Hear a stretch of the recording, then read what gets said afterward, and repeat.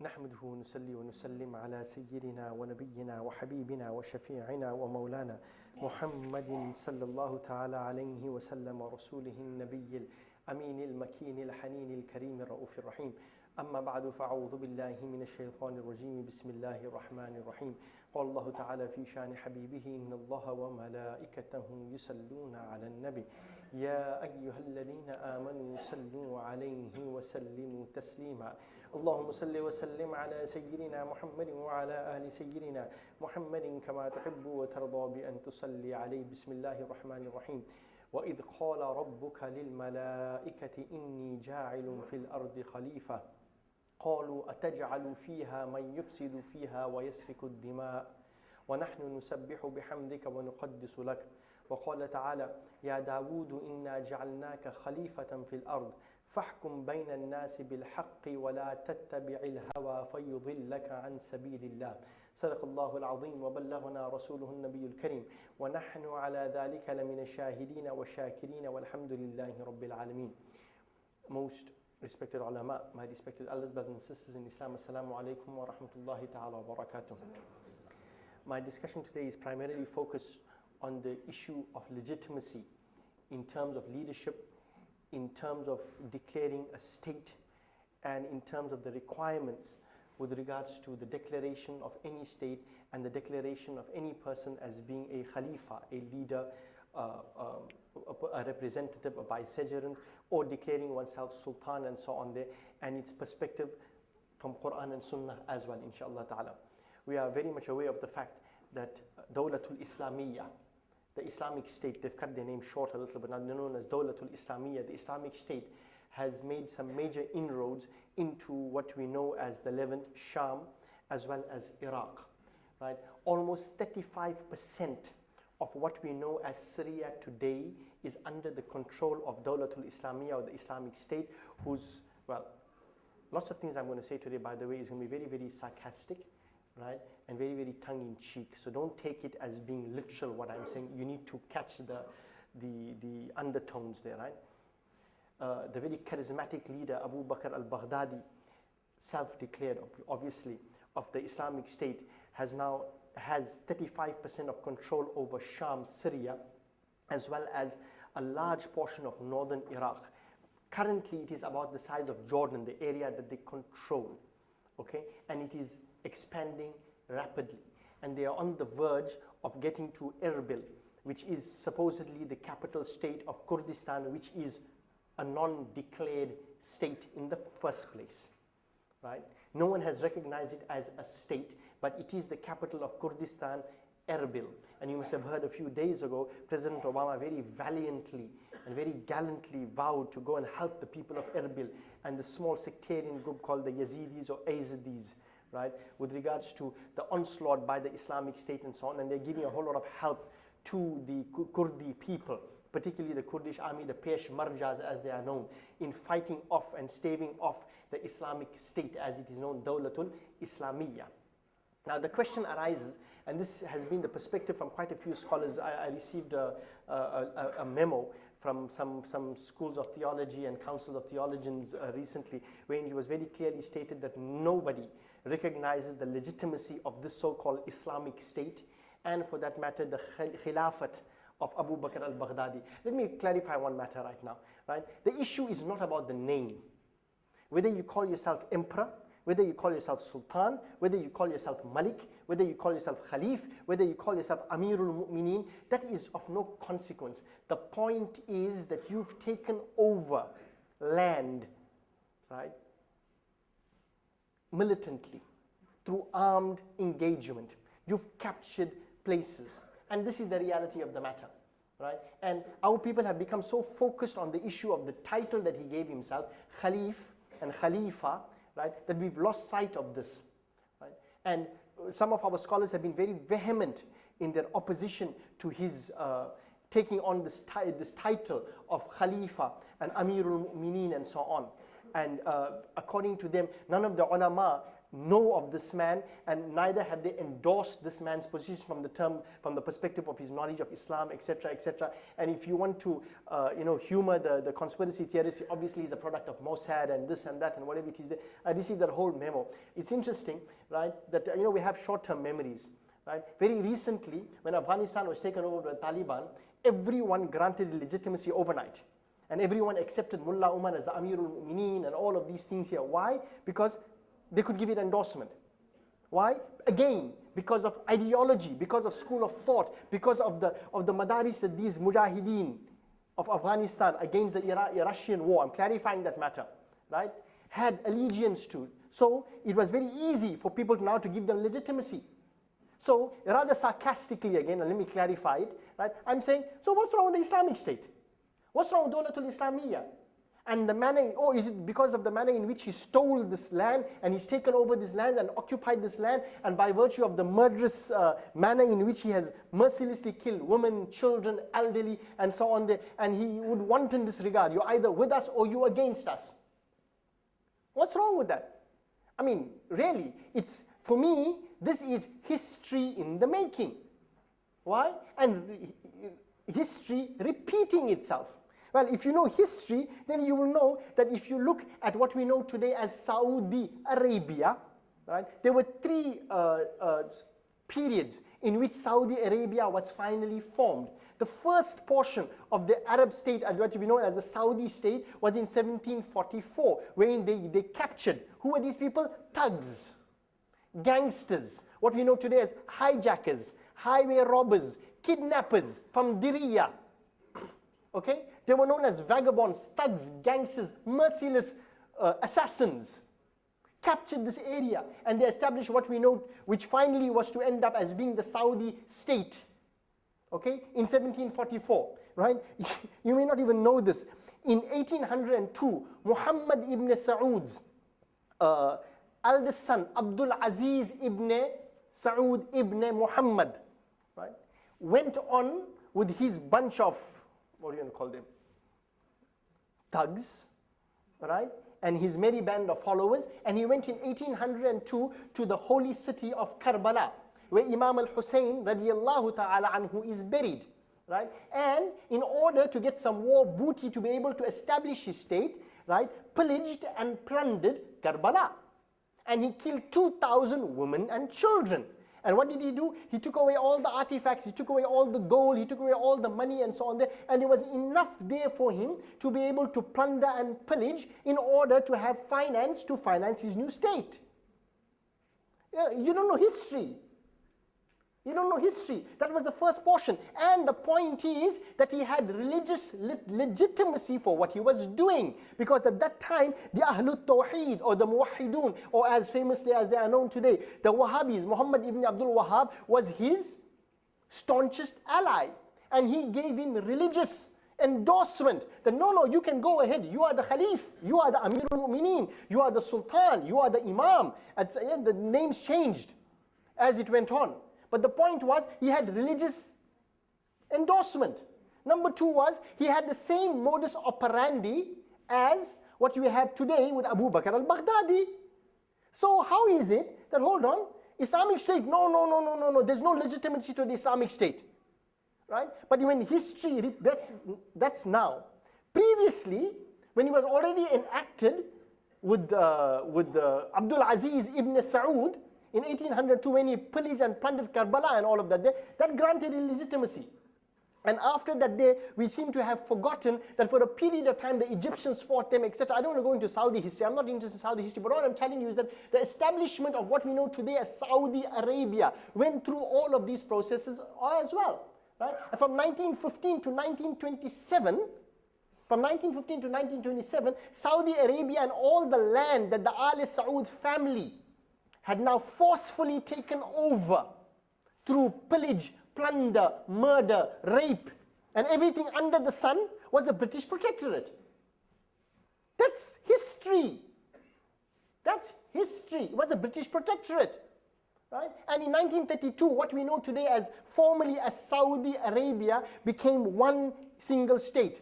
right? But they count their history from 1902 when they took over the capital, which is still the capital today, Riyadh. Therefore, they celebrated the 100 years and so on there, in I think 1999 according to the Hijri calendar, 2 years here and there, whatever it is, right?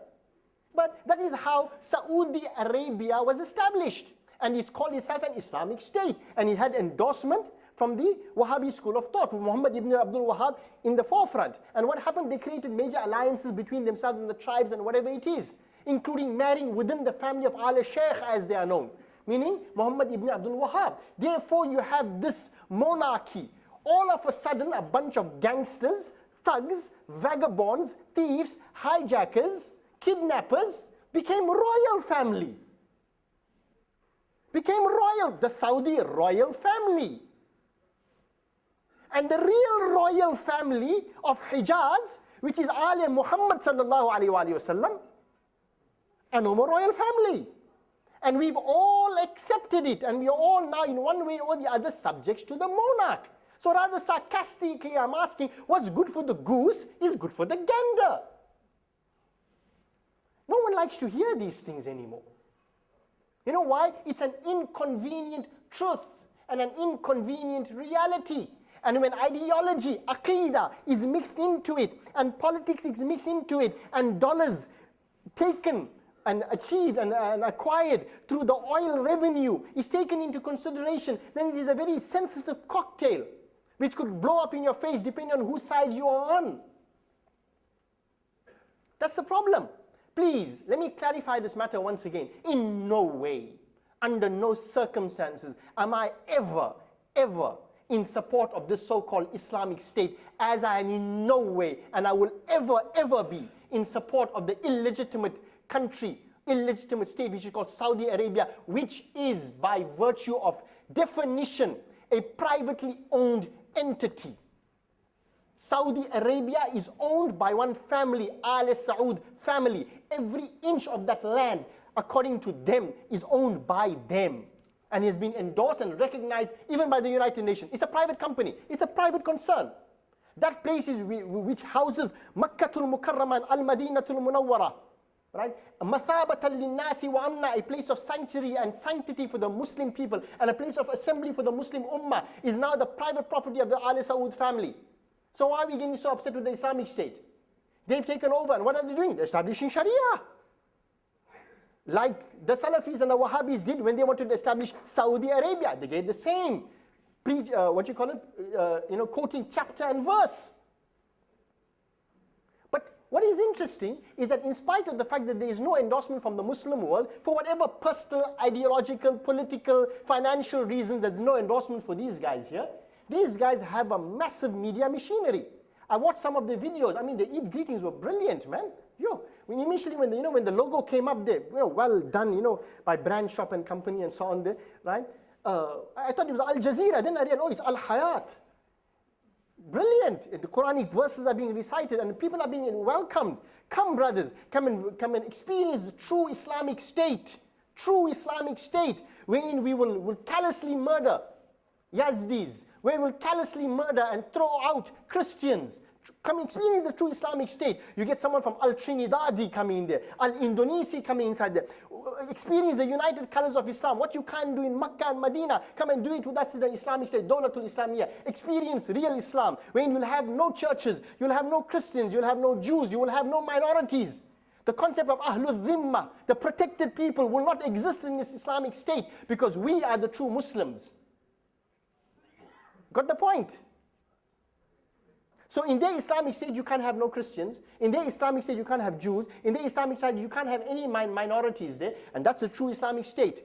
And you have to be fully covered, and you got to follow this ideology, and you got to do this one here, and you got to do this. And if you don't, you're killed. Regardless of whether you're a woman, whether you're a child, whether you're an elderly person, irrespective. You're either with us or you're against us. Truly Islamic state. And what more?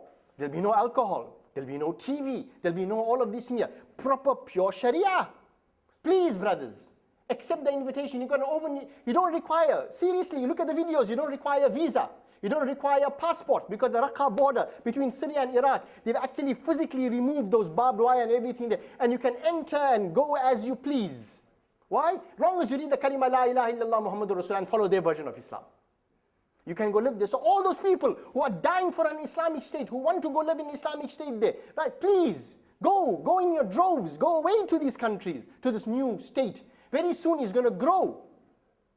We all want that Islamic state, isn't it? Please, mashallah, carry on. Carry on. You'll have your extremist version of Islam there. Everyone will be covered from head to toe, literally. Go, mashallah. How many want to go? Anyone? Any volunteers? I'll pay for the tickets. Any volunteers? Wallah, tell me. These people have been involved with Bashar al-Assad's regime and so on there. As I keep on telling people, in the past 3 years, they've killed 170,000 people. They killed 170,000 people. And who? Muslim fighting Muslim, Muslim killing Muslim. Again, they have the takfiri mentality. You're either with us or you're against us. If you don't maintain the takfiri Wahhabi Salafi school of thought, and you don't establish that there, and the whole point is that the only way to achieve success is through armed struggle. Through the safe. They carry the safe in one hand, and they carry the Quran in the other hand. Have you noticed that before? See the Saudi flag. They got two swords like that there. They got the little palm tree there, and they got La ilaha illallah Muhammadur Rasulullah. History repeating itself. 100 years from now, they'll become the royal family. Thank God there's no Haramain Sharifain there. Unless, of course, they have some very, ambitious project ahead of them, which is to go beyond the Levant and so on and come to Saudi Arabia. Because, Osama bin Laden died trying. Maybe this guy will succeed. What legitimacy? What legitimacy? This is the question I ask. And you know what's surprising? That America right now, you must have heard Obama gallantly stating that they are going out there and they need to go and protect the people of Erbil and so on there. Personally, I never heard of Erbil. I had heard about, in passing, you forget about those places. Why is Erbil so important? With all the difficulties in Gaza, you don't see British planes and American planes flying into Gaza and dropping humanitarian aid from the sky. Oh, there's a blockade there, air blockade by Israel. Or there's a sea blockade by Israel and Egypt. No, we can't do that there. But you know what? America can't stand back and see people dying like this in this condition. We are going to go and save the Yazidis. We're going to say, why? Why there's so much interest in Erbil all of a sudden? Why? Because the Islamic State now is on the verge of entering into Erbil. And Erbil is strategically important. Geopolitically, it has a major role to play because it is an oil boom town.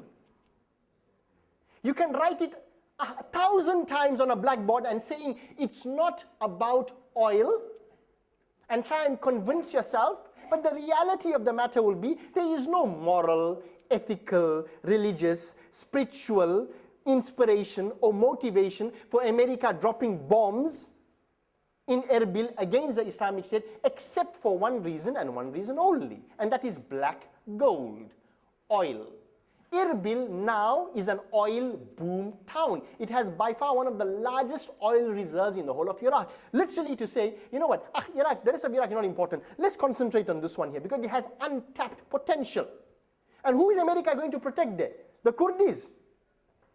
By the way, you must know how strategically important this area Erbil is because even before the invasion of Iraq in 2003, Barack Obama's administration, not his administration, but the American administration was already pumping money to the Kurds to defend themselves as a state within a state, an official state within a state. Why? Because of their strategic geopolitical importance. Right now, Chevron, ExxonMobil, and a whole host of people, a minimum of 15,000 Americans, according to American magazines, are sitting in Erbil. Why in one small town, almost like the Las Vegas of the oil world? The Las Vegas of the oil world. Why are the speculators there? Why are there so many Americans there in Erbil? Why are they not in Baghdad? Well, Baba, the oil is here. So they need to go and do something to protect their interests. They need to go and do something to protect interests. This is all that it is all about. And this is where we need to come to realize the situation. Right? Politically speaking right now, if we look at the Gaza situation, right, with all the bombings and whatever it is there, the one country that we're not talking about is Egypt. Egypt is just as complicit in the Gaza crisis as Israel is, number one. Number two, we seem to have short-term memories as well. Abdel Fattah Sisi, who is now supposedly the leader of Egypt, came in there through a coup. He was a general in the army. We don't want to get into who backed him and who supported him, whatever it is there. He literally bulldozed his way into government. Right? And according to the Human Rights Watch, it was one of the largest mass murders in terms of protesting and protesters in history. He killed almost 800 to 1,000 people in one shot, with all the cops and the militia and everyone. They just come here and shooting. Get out. We don't want these things anymore. No one's making a fuss about that. Right now, Egypt is the key player in negotiating peace between the people of Gaza, right, and Israel, forgetting the fact that this government itself is an illegitimate government, forgetting the fact that they've come there under false pretexts, forgetting the fact that they're not even fit to rule Egypt. But you don't see the world jumping about that.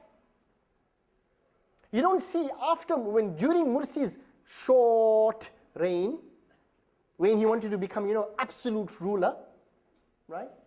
You had protests galore. Now what happened to Egypt? Everyone is quiet. Smack them around a couple of times there, and what will happen? We will keep quiet. Why? Because eventually all of us just want to live.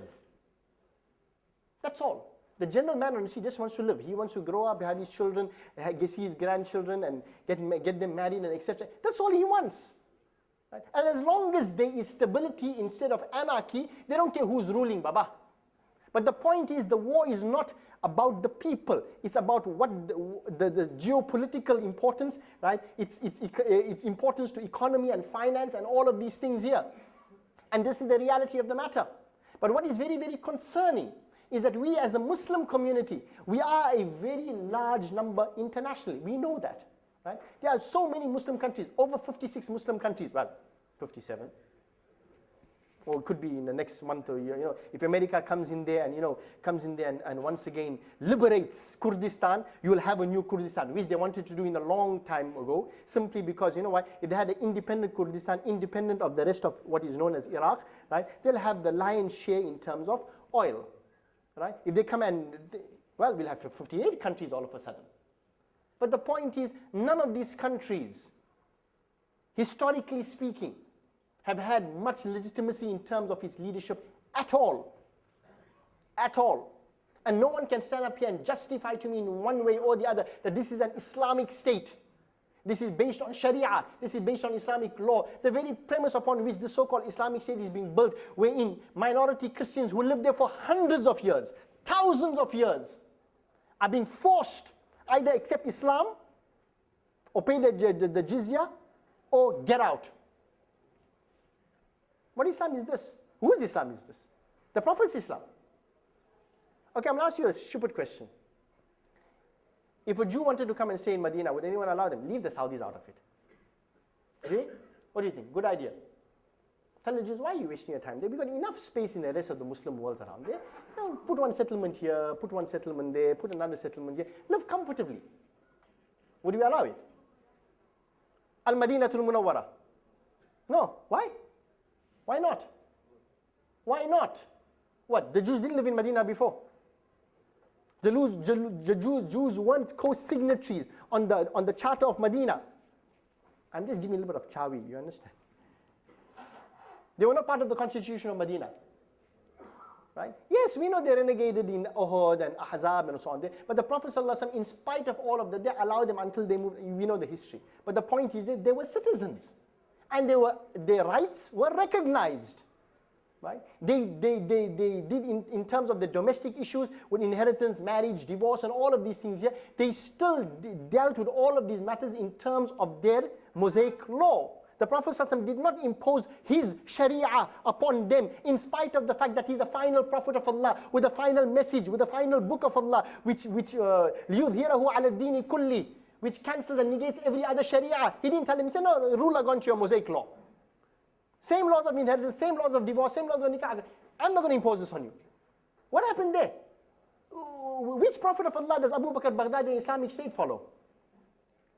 Right? Who follows this?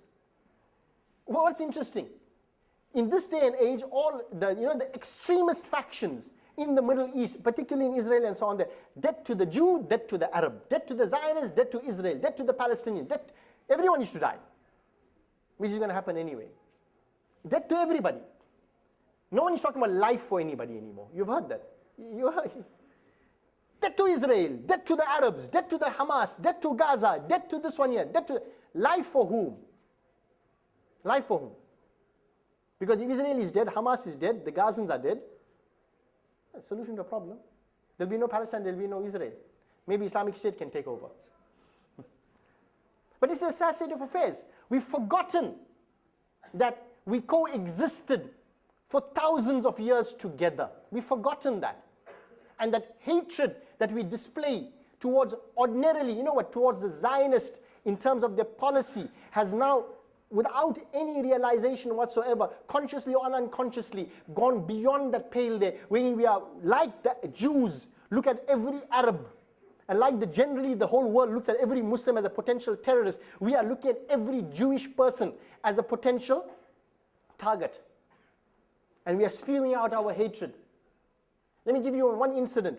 There's a man by the name of Mukhayriq al-Israeli. He was a Jew. He was a rabbi. Okay? He was a citizen of the city of Al-Madinatul Munawwarah.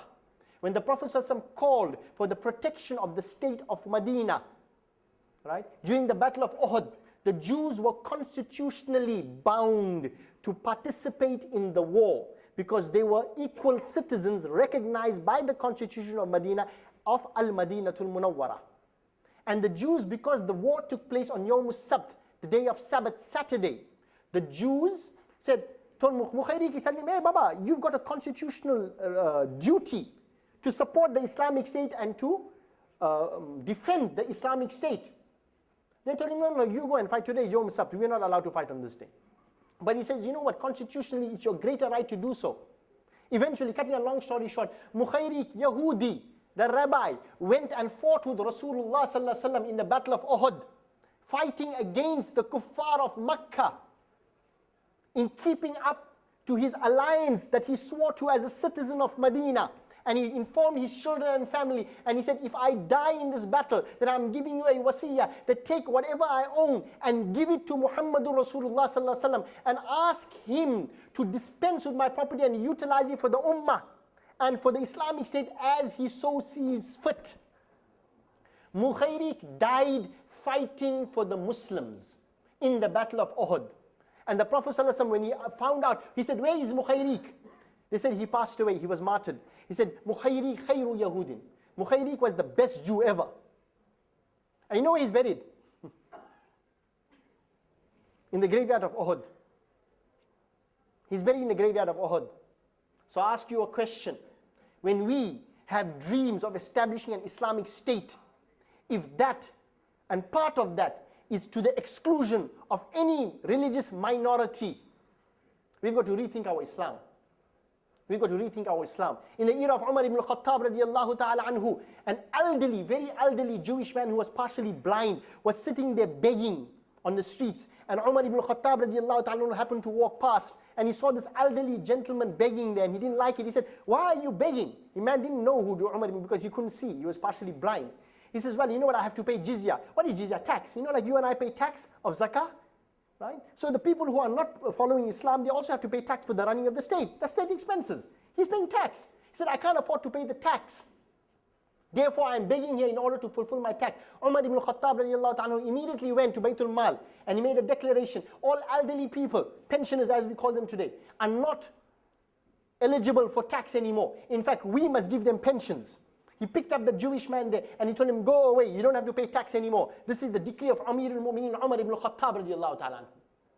What happened to that Islam? Maybe Abu Bakr al-Baghdadi may read some history. Maybe you can send him a history book. These are the things we need to wake up on. Right now, with all the debt to this and debt to that day, we need to start working towards life. We have a history with people who are supporting the Muslim cause and the cause of the people of Gaza, who are from the Jewish communities. I'll give you some names of these. They are not here. They didn't come into existence simply because we have a problem now. Right? They've been there for years, for engagement between the Arabs of Gaza, the people of Gaza, and the people of the occupied territories and the Jewish communities. And they've had interfaith dialogues and in discussions and so on to try to understand one another. Right? One of the groups is called Open Hillel. Another group is called, Jewish Americans called If Not Now, When. Right? In Israel, there's a group called All That's Left. right? All of these groups, right, are part of this movement forward to try and create some degree of understanding between the Arabs and the Jews. Right? Right now, I like this term. They say, we the militant Muslims, right? Right now, you've got plenty of Gentile Jews, right? But the point is, we've got to get a gentle Jew and a mild Muslim. What happened to that? Instead of a Gentile Jew and a militant Muslim, can we have a gentle Jew and a mild Muslim? We're not talking about state politics here. We're talking purely based on the premise of humanity. How long are we going to spew out this hatred, which is getting us nowhere? Really, this is a long-term solution that we need to work with. We can't ignore it. We can't turn a blind eye to it, and we can't say refuse. No ways. Dead to them and dead to them. That's not the Islamic way. وَإِن جَنَحُوا لِلسَّلْمِ فَاجْنَحْ لَهَا وَتَوَكَّلْ عَلَى اللَّهِ. When you see them inclining towards peace and engaging in a ceasefire, فَاجْنَحْ لَهَا, then incline towards them peacefully as well. وَتَوَكَّلْ عَلَى اللَّهِ, and place your trust in Allah. What happened to that strategy of war? Or do we know better than Quran? Think about this for the truce fire. Our support for the freedom fighters of Gaza is there. But in terms of strategy, we've got to tell them, hey, hold on a minute. You stick to the dictates of Quran and Sunnah. If you see a strategy not working, and if you're going against the strategy of Quran and Sunnah, or not in keeping with Quran and Sunnah, you've got to revisit your strategy. Because Allah tells you that Muslims will be more inclined towards peace than towards war. Yeah. Bitter pills to swallow. Very bitter pills to swallow. But you've got to stand up for truth, even if it be against yourself. That is the reality and the requirement of justice in Islam. And we need to start learning that. Allah give us tawfiq and hidayah, inshallah.